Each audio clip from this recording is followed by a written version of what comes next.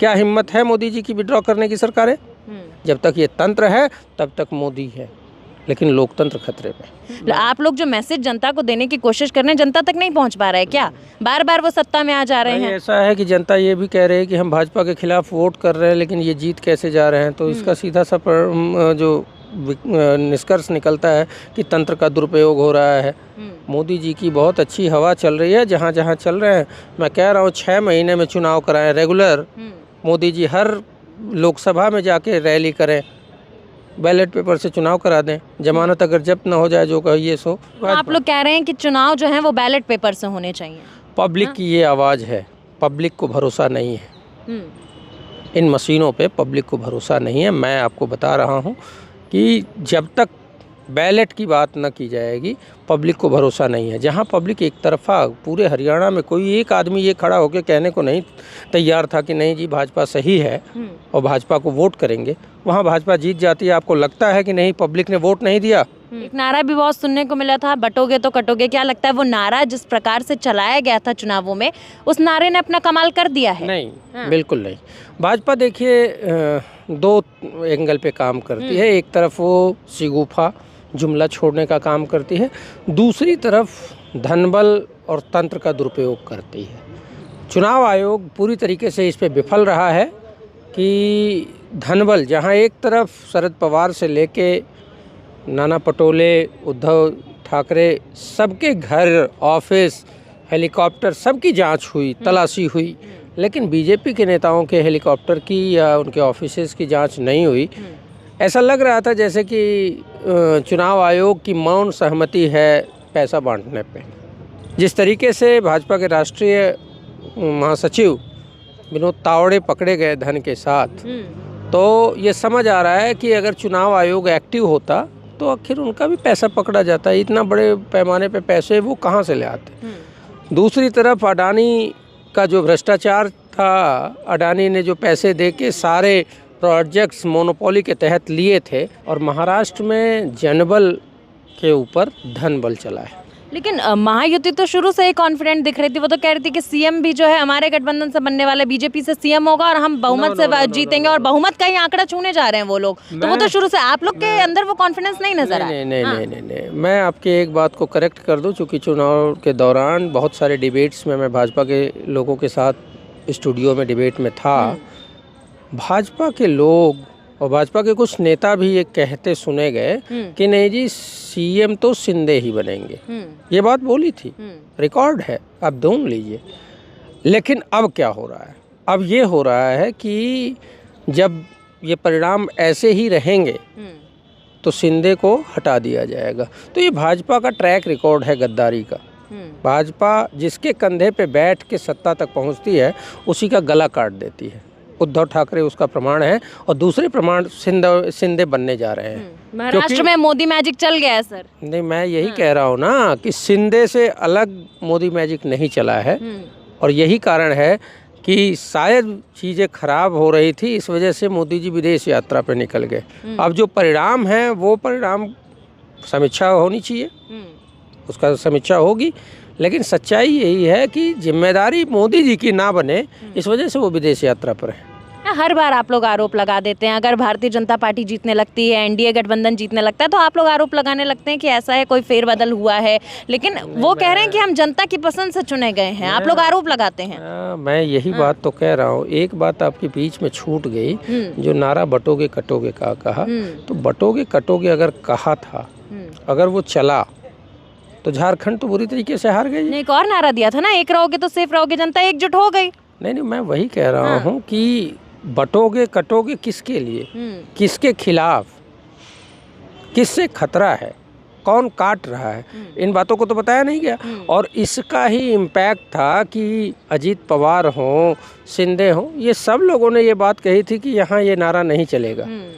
UP के मुख्यमंत्री ने नारा दिया था और यूपी के उप मुख्यमंत्री ने कहा कि ये उन्हीं का नारा है, उन्होंने ही किनारा कर लिया। तो उस नारे का कोई इम्पैक्ट नहीं है। यही कारण है कि जहाँ बहुत ज़ोर शोर से झारखंड में हेमंत बिस्वा शर्मा और सारे भाजपा के नेता बटोगे कटोगे हिंदू मुस्लिम करते रहे, वहाँ बुरी तरीके से वो हार गए हैं चुनाव। एक की बात है, रिजल्ट जो है वो एक राज्य हार रही है कांग्रेस, एक राज्य जीती है। तो मुझे ये लगता है कि जहाँ जनता दोनों राज्य कांग्रेस गठबंधन को जिताना चाहती थी, वहाँ दिक्कत ये हुई कि भाई जब पैसे बांटे जाने लगे और आखिर के समय में पैसे बांटने का सिलसिला बहुत तेज़ी से चला, वो पकड़े गए कुछ जगह पे। और ऐसा नहीं है कि जहाँ नहीं पकड़े गए वहाँ नहीं बांटा जा रहा था। चुनाव आयोग चूँकि खुद पार्शियल नज़र आता है कि जहाँ सत्ताधारी दल भाजपा के नेताओं की कोई जांच नहीं होती है, वहीं कांग्रेस और कांग्रेस के घटक दलों के साथ बहुत सख्ती के साथ जांच की जाती है। हम उस जांच के खिलाफ नहीं हैं, लेकिन हम ये चाहते हैं कि लेवल प्लेइंग फील्ड की बात करने वाले मुख्य चुनाव आयुक्त राजीव कुमार जी को ये स्पष्ट करना चाहिए कि क्या भाजपा के नेताओं के हेलीकॉप्टर की जांच नहीं होनी चाहिए थी, और किन कारणों से अगर उन्होंने जांच की होती और उन्होंने वाकई निष्पक्षता बरती होती तो विनोद तावड़े के साथ 5 करोड़ रुपए वो जो पकड़े गए वो कहाँ से आए? महायुति के कई नेताओं की जांच हुई है सर। नहीं, हमने तो नहीं देखा। अब आपने स्पेशल अगर देख लिया तो अलग बात है। नहीं, फिर आपको देख लेना चाहिए। फिलहाल आंकड़ों की अगर बात करेंगे, जिस प्रकार से आंकड़े बढ़त हुई है महायुति की, क्या आप लोगों को इस प्रकार की आशंका थी कि कुछ ऐसा विपरीत हो जाएगा? क्योंकि आप लोग तो शुरू से ही कह रहे थे महाविकास आघाड़ी आने वाली है। देखिए, मैं चुनाव आयोग की निष्पक्षता, चुनाव प्रक्रिया की निष्पक्षता और धन बल का जो प्रयोग है उसमें लेवल प्लेइंग फील्ड की बात जो हो रही है, इस पे चुनाव आयोग फेल हुआ है। और मैं आपको बता दूं कि चुनाव के दौरान ही जो लाड़की बहन योजना महाराष्ट्र में लड़कियों को जो पैसा जाता है, वो 3 महीने का पैसा चुनाव के दौरान एक साथ गया, जिसमें नवंबर महीने का एडवांस गया। कभी भी कहीं भी एडवांस का प्रोविज़न नहीं है। ये आचार संहिता का खुला उल्लंघन था। इस पे विरोध भी दर्ज कराया गया, लेकिन चुनाव आयोग इस पे मौन है। तो जब चुनाव आयोग ऐसी चीज़ों पे, आपत्तियों पे मौन हो जाता है विपक्ष की, तो सवाल खड़ा होता है और चुनावी प्रक्रिया पे सवाल खड़ा होता है, लोकतंत्र कैसे बचेगा। ये स्थिति ये बन गई है कि कैपिटलिस्ट अगर चाहे तो लोकतंत्र को बंधक बना देगा। यही दिखाता है महाराष्ट्र का चुनाव परिणाम। लेकिन महाराष्ट्र के दौरान ये बात भी बोली गई कि प्रधानमंत्री जहाँ जहाँ जाते हैं वहाँ वहाँ चुनाव जीत जाते हैं। ऐसा ही हुआ क्या? प्रधानमंत्री ने इतने दौरे किए महाराष्ट्र में और देखिए जो परिणाम आ रहे हैं वो साफ कर रहे हैं। झारखंड में नहीं गए थे क्या प्रधानमंत्री? झारखंड हार गए ना। हिमाचल नहीं गए थे क्या प्रधानमंत्री? हिमाचल हार गए ना। जम्मू कश्मीर नहीं गए थे क्या? जम्मू कश्मीर हार गए ना। ये मत कहिए। मैं थोड़ी कह रही हूँ। नहीं, सवाल ये है कि भाई जहाँ स्थिति मैनेज हो गई, हरियाणा का परिणाम क्यों नहीं चुनाव आयोग उनकी जो प्रश्न खड़े किए गए हैं उसका समाधान बताता है, उसको बस सीधे सिंपल चुनाव आयोग ये आके कह देता है कि हम निष्पक्ष हैं, इससे मान लिया जाएगा क्या? मैं भी ईमानदार हूँ? तो मुझे वो प्रूव करना पड़ेगा। सवाल ये है, तंत्र और धनबल का जो दुरुपयोग का सवाल है, इस पे चुनाव आयोग को भी सामने आना है। और जो भाजपा के लोग कह रहे हैं ना, बहुत सारे लोग सुबह से डिबेट में हमारे साथ बैठे, क्या हिम्मत है मोदी जी की विड्रॉ करने की सरकारें? क्योंकि वो उसी तंत्र के भरोसे हैं। जब तंत्र का दुरुपयोग नहीं करेंगे तो वो कोई चुनाव नहीं जीत पाएंगे। ये बरबस ही लोगों में चर्चा का विषय है। जब तक ये तंत्र है तब तक मोदी है, लेकिन लोकतंत्र खतरे में। लोकतंत्र खतरे में है, ये तो नारा आप लोग हमेशा देते रहते हैं, संविधान खतरे में, लोकतंत्र खतरे में। लोगों को नहीं समझ में आ रहा है क्या सर? आप लोग जो मैसेज जनता को देने की कोशिश कर रहे हैं, जनता तक नहीं पहुंच पा रहा है क्या?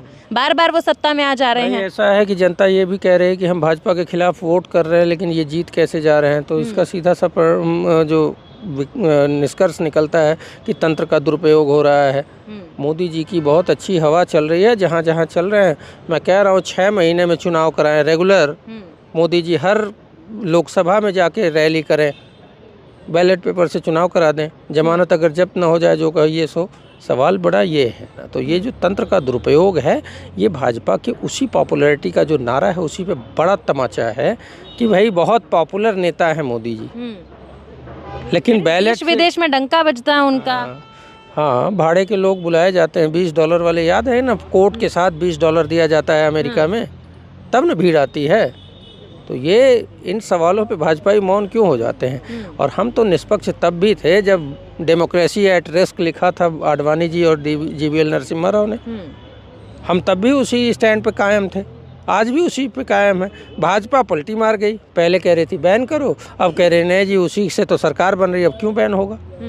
तो उस सिस्टम को अगर उस पर भरोसा नहीं है, मैं आपको एक वाकया बताता हूँ कि बसपा की सरकार थी, मायावती मुख्यमंत्री थी उत्तर प्रदेश में, और उन्होंने बहुत सारी हाथियों की मूर्तियाँ शहर भर लगाई लखनऊ में, और भाजपा के लोगों ने क्या कहा, ये हाथियाँ चौराहे चौराहे पर बसपा के लिए वोट मांग रही। क्या ये सच में वोट मांगती थी? नहीं। लेकिन चुनाव आयुक्त जो एसवाई कुरैशी उस टाइम पे थे, उन्होंने कहा कि चूंकि इनके मन में संदेह है और निष्पक्ष चुनाव हमारी जिम्मेदारी है, इस वजह से उन सभी हाथियों को उन्होंने ढकवाया कि उनकी आपत्तियां समाप्त हों।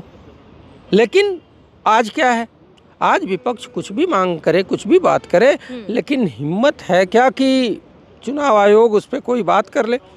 प्रधानमंत्री खुलेआम लोकसभा चुनाव में हिंदू मुस्लिम करते रहे, नोटिस मिली क्या उनको? कांग्रेस के नेताओं को धमाधम नोटिस मिल रही थी। तो निष्पक्षता तो चुनाव आयोग में ही नहीं दिख रहा है। एक बात और जो तंत्र के दुरुपयोग की कह रहे थे, 2017 का जो विधानसभा हुआ था, पंजाब, उत्तर प्रदेश और उत्तराखंड, 2 जगह भाजपा जीती थी और 1 जगह कांग्रेस पंजाब में जीती थी। राज्यसभा की डिबेट है, उसको आप देख सकते हैं। अरुण जेटली जो एलओपी थे, लीडर ऑफ द हाउस थे, सॉरी, उन्होंने कहा कि अगर पंजाब आप जीत गए हैं तो मशीन ठीक है, यूपी और उत्तराखंड हम जीत गए हैं तो ये कैसे ख़राब है।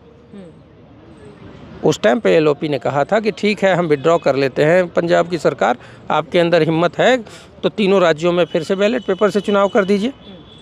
भाग खड़ी हुई भाजपा। आप लोग कह रहे हैं कि चुनाव जो है वो बैलेट पेपर से होने चाहिए।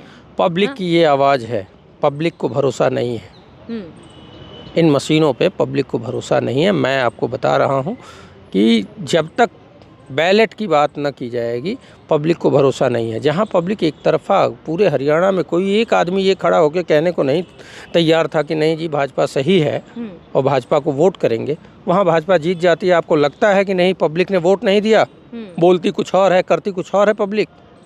पब्लिक ज़्यादा ईमानदार है, पब्लिक ज़्यादा अपने हक के लिए मजबूती से खड़ी हो रही है, लेकिन हो कुछ और रहा है। वोट किसी और को दिया जा रहा है, मिल किसी और को रहा है, सरकार किसी और की बन रही है। संजय राउत भी यही कह रहे हैं, उनका भी बयान सामने आया, कह रहे हैं कि मैं मान ही नहीं सकता कि महाराष्ट्र की जनता ने महाविकास आघाड़ी को नहीं चुना है। जी बिल्कुल सही कह रहे हैं, क्योंकि जो पब्लिक का मूड है, हम पब्लिक के बीच की बात कर रहे हैं, हवाई बातें थोड़ी कर रहे हैं। हम अडानी के ड्राइंग रूम से चुनाव को ऑपरेट नहीं कर रहे हैं, अब अडानी के पैसे पे हम चुनाव नहीं लड़ रहे हैं। हमारे कार्यकर्ता गांव-गांव, गली-गली घूम के लोगों के मुद्दों पे बात कर रहे हैं।